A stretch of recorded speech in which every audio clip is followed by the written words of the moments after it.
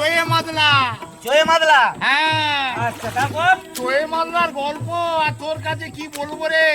চৈত্র মাস, নৌকা কোতাল পাতাল করে, সেই জন্য সবাই মিলে নাম দিয়েছে চোয়ে মাদলা। এই সুন্দরবন, সুন্দরবন সারা পৃথিবীর বুকে একটা নামকরণ জায়গা। ওই দেখ পাখিরা কেমন কিচির মিচির করে গান করছে রে। তাই তো বলি, ওরে ভাঙা গড়ারে এই কি খেলা, ভাঙা গড়ারে এই কি খেলা, কেউ বুঝতে পারে না গো। জোয়ার ভাটার ঘূর্ণি পাকে একই খেলা গো দয়াল, একই খেলা গো ও দয়াল।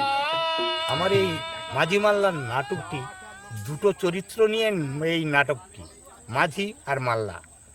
নাটকের মূল কাহিনী হলো এইটাই, হিন্দু আর মুসলমান এক নদীতে মাছ ধরে জীবিকা বর্জন করে, এদের বাদ বিসম্বাদ থাকে না।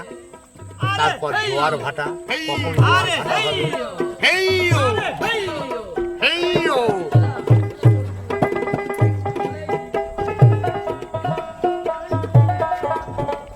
একেই বলে মাদলা।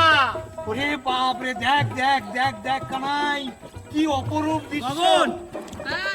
3 ভাগ জল আর 1 ভাগ স্থল।